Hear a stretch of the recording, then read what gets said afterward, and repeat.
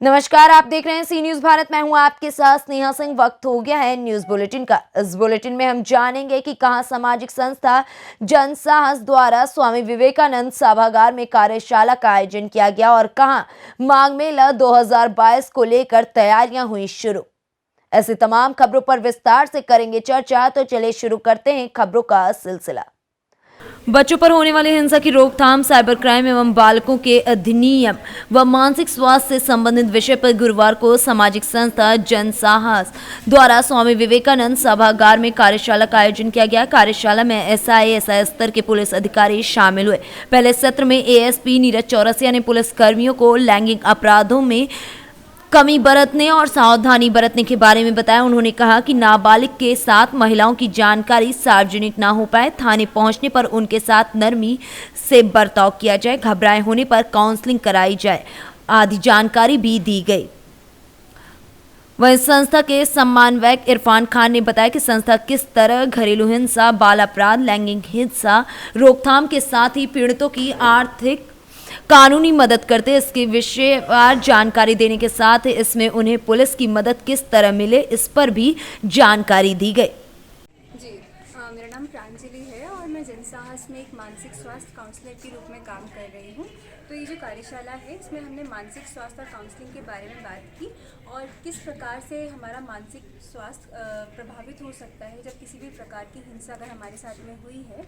और चूँकि यहाँ पर आज पुलिस ऑफिसर सारे मौजूद हैं, तो वो कई प्रकार के केसेस को अपने सारे केसेस को डील करते हैं अपने दैनिक रोजगार में। तो वो सारे केसेस में सर्वाइवर्स के संग डील करते हैं। तो वो सर्वाइवर्स को किस प्रकार से क्या क्या चीज़ों का सामना करना पड़ता है, उन सारी चीज़ों की वजह से उनका मानसिक स्वास्थ्य किस प्रकार से प्रभावित होता है, आज हमने उन सारे मुद्दों पर चर्चा की थी। और साथ ही साथ उन जब मानसिक स्वास्थ्य किसी का प्रभावित होता है तो उसमें किस तरीके से काउंसलिंग अपना रोल प्ले कर सकती है, हमने उस पर भी बातचीत की और कितना ज़रूरी होता है एक सर्वाइवर, एक हिंसा के सर्वाइवर के संग काउंसलिंग करना। तो आज ये सारे मुद्दों पर हमने उन पर बात की। क्या नाम है आपका? मेरा नाम प्रांजलि है और मैं जनसाहस में एज अ मानसिक स्वास्थ्य काउंसलर काम कर रही हूँ। जनसाहस एक सामाजिक संस्था है जो विगत 6 वर्ष से खरगोन में विभिन्न इशू पर काम कर रही है। तो आज जो हमारा आयोजन स्वामी विवेकानंद भवन में किया जा रहा है, इसमें जो बाल लैंगिक अपराध के संरक्षण के ऊपर जो कार्य किया जा रहा है, उसमें जो हमारे एसआई या बाल संरक्षण अधिकारी वर्ग के जो अधिकारी लोग हैं, उन्होंने भागीदारी की है। और हम लोग इसमें जो साइबर क्राइम है और बच्चों और महिलाओं के साथ जो होने वाले लैंगिक उत्पीड़न, यौन शोषण है, उसकी रोकथाम का प्रयास को वो और हम संस्था और जो अधिकारी विभाग है वो किस प्रकार से आपसी सहयोग बनाकर यहाँ पर इस प्रकार के अपराधों की रोकथाम के लिए कार्य कर सकते हैं, उस चीज़ को लेकर हमने यहाँ पर एक आयोजन किया गया है। वहीं साथ साथ जो है हमारा प्रवासी मजदूर के ऊपर जो कार्य चल रहा है एमआरसी प्रोग्राम, उसमें हम इस प्रकार के, क्योंकि खरगोन क्षेत्र एक ट्राइबल एरिया है और यहाँ से ही बहुत सारे जो लोग हैं वो पलायन के लिए, रोजगार के लिए अन्य जगह पर जाते हैं, जिस प्रकार से उनको वहाँ पर भी कई प्रकार का लैंगिक शोषण होता है, उनके साथ अत्याचार होता है या फिर कहीं पर उनकी मजदूरी को जो है उन्हें नहीं मिल पाती है समय पे और कई प्रकार के उनके शोषण होते हैं। तो वहीं पर हम इसी मुद्दा, ये जो एक मुद्दा है, एक संवेदनशील मुद्दा है, और इस मुद्दे पर हम वो प्रशासन किस प्रकार से मिलकर कार्य कर सकते हैं, उस के अंतर्गत हमने इस कार्यशाला का आयोजन किया है।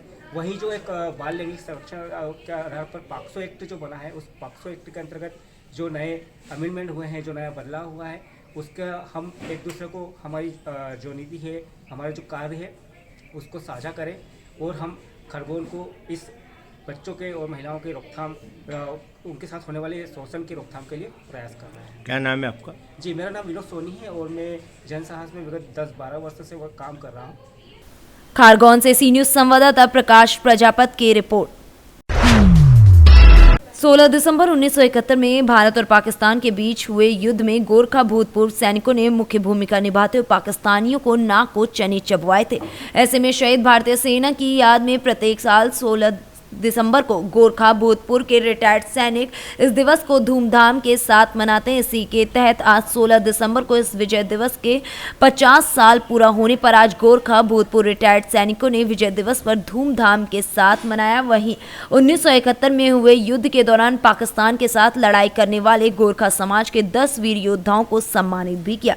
1971 के युद्ध में शामिल रिटायर्ड फौजी तुल बहादुर थापा ने बताया कि 1971 के युद्ध में पाकिस्तान के साथ गोरखा भूतपूर्व के 300 सैनिकों ने पाकिस्तान के साथ युद्ध कर पाकिस्तान को पीछे हटने पर मजबूर कर दिया था। आज उन्हीं 10 योद्धाओं को विजय दिवस के शुभ अवसर पर सम्मानित भी किया जा रहा है। हमें गर्व है कि हम भारतीय सेना के रिटायर्ड फौजी और हमें देश की सेवा करने का अवसर प्राप्त हुआ है। उसको मुक्ति पाने को भी सहायता कर पाकिस्तान के साथ युद्ध के लिए हम लोग तैयार हैं। तो हम युद्ध में गए तो वहाँ से हम लोगों को रात दिन वहाँ तक लड़ाई चल रहे थे, तो हम लोग भी उसी में जुट गए। एक दिन ये दिसंबर के रात में हम लोग को अटैक करना था एक पहाड़ी चोटी में एक मकान था। वो मकान में हम गए, 10 मकान गाँव ही था, गाँव में पूरा पाकिस्तानी सेना छुपे थे और हम लोग नीचे मैदान में थे और पूरा रेतीला इलाका है नीचे। तो हम लोग ऊपर अटैक किया तो हमारे दाहिने बाएं के जितने भी हमारे कमांडर है वो गोली लागने से उन लोगों के ख़त्म हो गया, शहीद हो गया। हम लोग आगे चल के भी उनके एक कंपनी था, हमारे एक बटालियन मतलब हमला करके सब उनको कैप्चर कर लिया। तो उसी वार में हम घायल हो गया था, पूरा बाएं हाथ में और बाएं पैर में गोली लगने से हम भी ज़मीन पे गिर गए। हमारे अगल बगल के साथी सब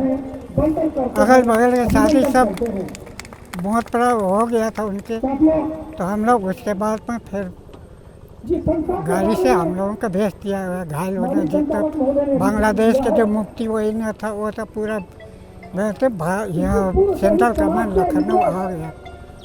तो वही 16 दिसंबर का दिन आप लोग किस तरह से यादगार है, कैसे मनाते हैं इस दिन को? ये भारतीय सेना के लिए ये बहुत बड़ा फख्र का दिन है। आज 16 दिसंबर के दिन, इस दिन हम लोगों ने पाकिस्तान पे विजय प्राप्त की थी 1971 16 दिसंबर को। और सिलट पे जो है पाकिस्तानों को सरेंडर करवाया था। उसमें हमारे यूनिट 45 गोरखा राइफल का बहुत बड़ा भूमिका था। जैसे कि आप लोग जानते हैं कि 300 गोरखा सैनिकों ने जो है 30,000 पाकिस्तानियों को सरेंडर करवाया था। वो डर के मारे सरेंडर किए थे कि 3 बटालियन यहाँ पे आए हुए हैं, 3 ब्रिगेड।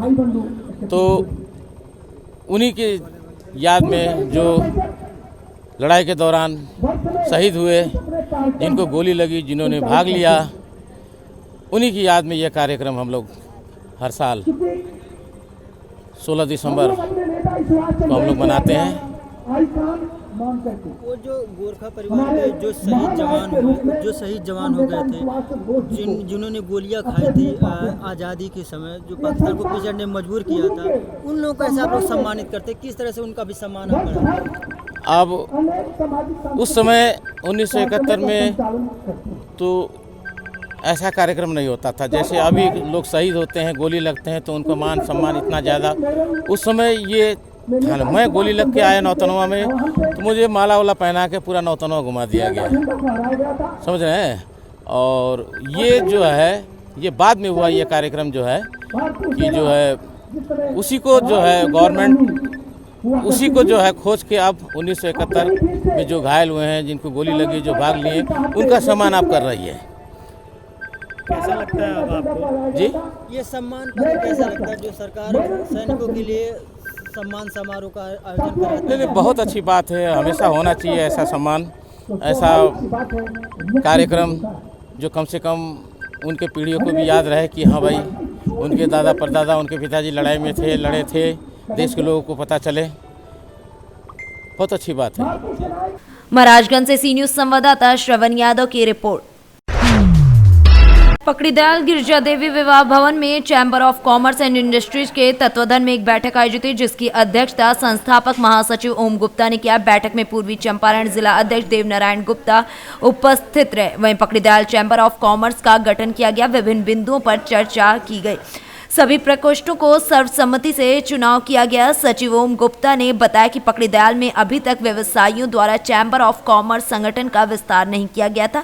बैठक में सर्वसम्मति से सभी प्रकोष्ठ का चुनाव किया गया। संगठन के माध्यम से व्यवसायियों को ऋण दिलाने, सुरक्षा व्यवस्था सहित अन्य परेशानी होने पर संगठन तत्पर होकर मदद करती है। यह संस्था भारत सरकार द्वारा रजिस्टर्ड है। पूरे भारत में व्यवसायियों द्वारा इस पर एक होकर संगठन को चलाया जा रहा है। इस संगठन से पकड़ीदयाल के व्यवसायियों को मजबूती मिलेगी। आने वाले समय में किसी प्रकार की परेशानी होने पर व्यवसायियों को जल्द से जल्द निजात दिलाई जाएगी। संगठन द्वारा सर्वसम्मति से संजय किसान को अध्यक्ष मनोनीत किया गया। वहीं उपाध्यक्ष विनोद प्रसाद, सचिव जितेंद्र कुमार, उप सचिव शशि आनंद, कोषाध्यक्ष सुजीत कुमार को मनोनीत किया गया। साथ ही कार्यकारिणी सदस्य के रूप में जितेंद्र कुमार, विनोद प्रसाद, अजीत कुमार, गौतम केसरी, नंदन कुमार, शिव कुमार, भरत प्रसाद, सोनू सर्राफ, राजकिशोर पंडित, ठाकुर मनीष सिंह, कमलेश कुमार, भोला प्रसाद, नारायण प्रसाद गुप्ता को मनोनीत किया गया। वहीं पकड़ीदयाल के नए अध्यक्ष संजय कुमार को गुलदस्ता देकर सम्मानित भी किया गया। जानना चाहेंगे कि ये समिति के बारे में कुछ विस्तार पूर्वक बताएंगे। Chamber of commerce of industries एक बहुत बड़ी संस्था है। ये राष्ट्रीय संस्था है और ये पूरे 56 विभाग से जुड़ा हुआ है, जिसमें जीएसटी हुआ और जितने भी तरह का विभाग है उसमें इससे जुड़ी हुई है। कोई भी इस संबंध में समस्या होगा उसका समाधान चैम्बर ऑफ इंडस्ट्रीज करेगी। किन्हीं को उद्योग लगाना हो तो उसमें हम सहायता करेंगे, उनको उद्योग में प्राथमिकता मिलेगी। चैम्बर ऑफ इंडस्ट्रीज के जो मेंबर होंगे उनको निश्चित रूप से प्राथमिकता मिलेगी। हमारे व्यवसायों पर किसी तरह का कोई अत्याचार होता है तो मैं उसके विरुद्ध खड़ा हूँगा और सरकार के पास उसको भेजेंगे और उसका निदान कराएंगे, उनको मदद करेंगे। कोई हमारे चैम्बर ऑफ कॉमर्स के इंडस्ट्री के सदस्य जो होंगे उनसे कोई रंगदारी चाहे किसी तरह का कोई उत्पीड़न की प्रक्रिया नहीं कर सकते। ये एक राष्ट्र निबंधित संस्था है और ये भारत सरकार से निबंधित है, बिहार सरकार से निबंधित है। बहुत अच्छी संस्था है और हम अपने व्यवसायियों से आग्रह करेंगे, जो पकड़ीदयाल के व्यवसायी यहाँ इकट्ठे हुए हैं, आज जो चुनाव हुआ है उनको हम धन्यवाद ज्ञापन करते हैं और उनको करते हैं कि हर हालत में माने इस संगठन को मजबूत बनावें, उनकी चट्टानी एकता का इजहार हो। आज अध्यक्ष पद के लिए विनोद प्रसाद जी का east Champaran chamber of commerce industries की प्रखंडीय उप शाखा पकड़ीदयाल चैम्बर ऑफ कॉमर्स का निर्माण किया गया है और व्यवसायियों के हित के लिए इस संगठन का विस्तार किया गया। इनमें कौन कौन से पद का सृजन किया गया है, किनको किनको बनाया गया है? अध्यक्ष संजय कुमार, उपाध्यक्ष विनोद प्रसाद, सचिव जितेंद्र कुमार, उप सचिव शशि आनंद, कोषाध्यक्ष सुजीत कुमार और कार्यकारिणी 12 समिति बनाए गए हैं। समिति में कितने सदस्य होंगे? समिति में 12 कार्यकारिणी सदस्य हैं और 5 पदाधिकारी हुए। 17 समिति पदाधिकारियों का हुआ है।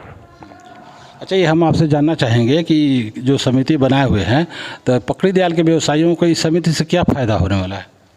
पकड़ीदयाल व्यवसायियों के हित के लिए ही ये समिति बनाई गई है। इसमें सरकार द्वारा जीएसटी, इनकम टैक्स, बिजली है, सड़क है, जितने भी व्यवसायिकों की समस्या है, उनके लैंड है, गृह उद्योग लगाना है, फाइनेंस है, सभी विभाग से इनको चैम्बर के तरफ से फ़ायदा होगा और शीघ्र काम पूरा किया जाएगा। क्या इन व्यवसायियों के साथ है अगर कोई अत्याचार होता है तो ये संगठन उस व्यवसायियों के साथ खड़ा होगी? हर पल और हर समय व्यवसायियों के साथ है और जो इसकी जो भी विवाद है, जो भी डिस्प्यूट है, ये जस्टिफाई के तौर पर इसको निर्णायक करती है। पकड़ीदयाल से सी न्यूज़ संवाददाता चंद्रिका सिंह की रिपोर्ट। धर्म की नगरी प्रयागराज में गंगा, यमुना और अदृश्य सरस्वती की त्रिवेणी के तट पर हर साल माघ के महीने में माघ मेले के नाम से दुनिया का सबसे बड़ा सालाना धार्मिक मेला लगता है। जनवरी 2022 में लगने वाले माघ मेले की तैयारियां जोरों पर चल रही हैं। कोविड काल में लगने वाले माघ मेला सफल और सुरक्षित हो, इसके लिए आज जिला प्रशासन ने संगम के तट पर पूजा अर्चना की और गंगा आरती कर मेले की औपचारिक तौर पर शुरुआत कर दी। जिला और मेला प्रशासन के पूजा अर्चना के बाद माघ मेले की तैयारियां तैयारियां जोर पकड़ेंगी। इस बार के माघ मेले में भारी संख्या में श्रद्धालुओं के आने की उम्मीद है।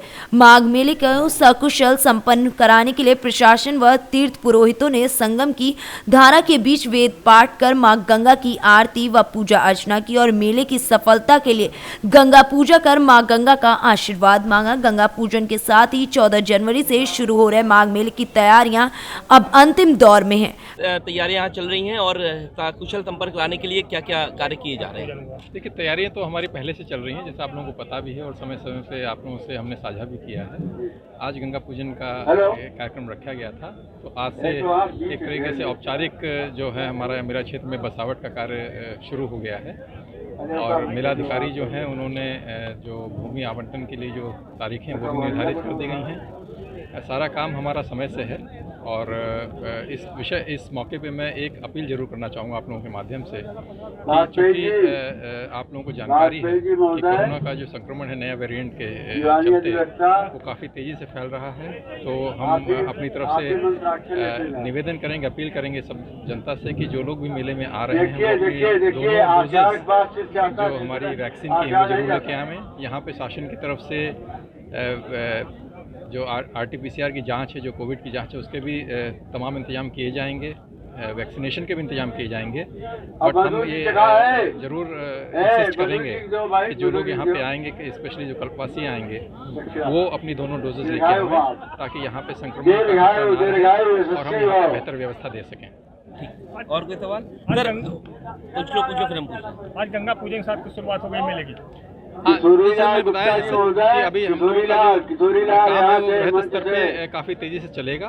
गंगा पूजन हमारा एक बहुत इम्पोर्टेंट पहलू रहता है मेले की जो आयोजन है उसको लेके, और बसावट का कार्य आप लोगों ने देखा भी है। भूमि आवंटन का कार्य जो सरकारी विभाग हैं उनको सबको हो चुका है और जो हमारे और संस्थाएं हैं उनको भूमि का आवंटन का जो डेट है वो 22 तारीख दी गई है और मुझे लगता है कि सब चीज़ लक्ष्य के अनुसार आगे बढ़ रही है और काम समय से पूरा। सुरक्षा के लिए देखा जाए तो माघ मेले में भारी संख्या में लोग आते हैं, पुलिस बल को कितना तैनात किया जाएगा, क्या रोड मैप आप लोगों ने तैयार किया है? CCTV कैमरे और ड्रोन का आकलन कर लिया गया है और विगत वर्षों की भांति यहाँ पे हमारी जो पहली लॉट है पुलिस की वो आ गई है और उसको हम जैसे जो कप्तान साहब हैं यहाँ के और यहाँ के जो पुलिस जो विभाग है उसने अपना आवंटन किया है और आवश्यकता अनुसार हमें जितनी फोर्स है, फोर्स की कोई कमी नहीं है और हम इसको अच्छी सुरक्षा व्यवस्था देंगे। CCTV कैमरे और ड्रोन से भी पूरी बिल्कुल जो हमारे यहाँ पे CCTV कैमरे लगाए जाएंगे और जो ऑलरेडी जो परमानेंट CCTV कैमरे लगे हुए हैं शहर में उसके माध्यम से भी उसका मॉनिटरिंग की जाएगी। सर 21 तारीख को PM मोदी की बात आ रही है, वो प्रयागराज से सी न्यूज संवाददाता कमर की रिपोर्ट। आजमगढ़ जिले के मंडल आयुक्त विजय विश्वास पंत ने लक्ष्य से काफी कम राजस्व वसूली करने पर 3 अधिकारियों के विरुद्ध सख्त रवैया अपनाते हुए आगाह किया है कि दायित्वों के निर्वहन में शिथिलता एवं उदासीनता किसी भी दशा में बर्दाश्त नहीं की जाएगी। आजमगढ़ से सी न्यूज संवाददाता CB भास्कर की रिपोर्ट। चतरा जिले में सक्रिय अफीम तस्करों के विरुद्ध चतरा पुलिस को बड़ी कामयाबी हाथ लगी है, जहां SP राकेश रंजन के निर्देश पर सदर कुंदा और प्रतापपुर थाना पुलिस ने 6 तस्करों को गिरफ्तार किया है। तीनों थाना क्षेत्र के अलग अलग इलाकों से पुलिस ने सभी को गिरफ्तार किया है। SDPO अविनाश कुमार ने प्रेस कॉन्फ्रेंस कर ये जानकारी दी है। चतरा पुलिस अधीक्षक महोदय के निर्देशानुसार लगातार अफीम के कारोबार करने वाले व्यक्तियों के खिलाफ में FIR दर्ज करके संबंधित धाराओं में और उन्हें न्यायिक अभिरक्षा में भेजा जा रहा है। इसी कड़ी में आज रात्रि में 6 लोगों की गिरफ्तारी हुई है। उसमें सदर थाना क्षेत्र से 2 व्यक्ति जो गुलटेन साव और आशुतोष साव हैं और ब्रह्मदेव यादव ये प्रतापपुर थाना क्षेत्र के रहने वाले हैं, रामविलास यादव ये गया के रहने वाले हैं, राजू गंजू कुंदा के और सुरेश साव प्रतापपुर के रहने वाले। इस प्रकार को 6 लोगों को गिरफ्तार किया गया है जो कि पुराने केस के वांटेड थे। तो लगातार अभियान चला रहे तो ये लोग किस गिरोह से हैं? ये जो भी खेती बाड़ी में या इस तरह के अफीम पोस्ता के खेती में अपने आप को संलिप्त किए गए हैं, उन लोगों को हम लोगों ने प्रयास किया है कि सभी लोगों के ऊपर में FIR दर्ज करें और उन्हें न्यायिक अभिरक्षा में भेजें, क्योंकि अगर इन लोगों को सज़ा नहीं मिलेगी तो इस तरह का कार्य चलता रहेगा। साथ ही हम लोगों ने लगातार जागरूकता अभियान भी चला रखा है, लोगों को जागरूक भी कर रहे हैं। इनसे जो कुप्रभाव हैं उसके बारे में भी लोगों को बताया जा रहा है कि आप अफीम और पोस्ता की खेती ना करें और इससे स्वस्थ समाज का निर्माण करें। चतरा से सी न्यूज संवाददाता लकी की रिपोर्ट। एटा जिले के आवागढ़ में एसएसपी उदय शंकर सिंह ने थाना आवागढ़ पहुंचकर क्षेत्र की समस्याओं को लेकर क्षेत्रवासियों से क्षेत्र में घटित हो रही घटनाओं के साथ ही क्षेत्रवासियों से पुलिस से संबंधित समस्याओं को लेकर भी आम जनता से सीधा संवाद स्थापित किया है। वहीं नगर व्यापारियों क्षेत्रवासियों द्वारा भी अपनी समस्याएं एसएसपी द्वारा प्राथमिकता से जन समस्याओं को सुना और नोट किया गया। इस दौरान व्यापार मंडल आवागढ़ के चेयरमैन धर्मेंद्र पाल सिंह राजू, गणेश वैष्णव, भाकियू किसान के राष्ट्र महासचिव शिव प्रताप सिंह अंशु, पूर्व प्रधान इंद्रपाल सिंह समेत कई लोग मौजूद रहे। सर, आज थाना आवागढ़ पर एक बैठक की गई है, किस संबंध में बैठक की गई थी, क्या उद्देश्य है? थाना क्षेत्र के संभ्रांत जो व्यक्ति हैं, पुलिसिंग में उनका सहयोग कैसे प्राप्त किया जाए, बेहतर पुलिस प्रबंधन कैसे किया जाए, इस बारे में विस्तृत चर्चा के लिए ये गोष्ठी आयोजित की गई है और इसमें बड़े महत्वपूर्ण सुझाव आए हैं और पुलिस और क्षेत्र की जनता मिलकर आपसी तालमेल के साथ बेहतर पुलिस प्रबंधन आने वाले भविष्य में इस थाना क्षेत्र में करेगी। एटा से सी न्यूज संवाददाता राघवेंद्र अगरिया की रिपोर्ट।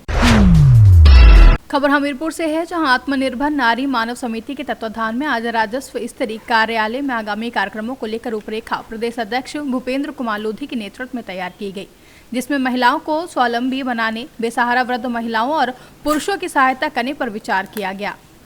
मोतिहारी से सी न्यूज संवाददाता हमीरपुर से सी न्यूज संवाददाता अमित द्विवेदी की रिपोर्ट। मोतिहारी के पिपराकोठी स्थानीय कृषि विज्ञान केंद्र के अटल सभागार में कृषक गोष्ठी का आयोजन किया गया। कार्यक्रम के मुख्य अतिथि पूर्व केंद्रीय मंत्री राधा मोहन सिंह मौजूद रहे। कार्यक्रम को संबोधित करते हुए पूर्व केंद्रीय कृषि मंत्री श्री सिंह ने किसानों को संबोधित करते हुए कहा कि कृषि को एक ऐसे नया दृष्टिकोण की जरूरत है जो पोषण, सुरक्षा, पर्यावरण संबंधी स्थिरता और भूमि की उत्पादकता के उद्देश्यों के बीच संतुलन स्थापित करे।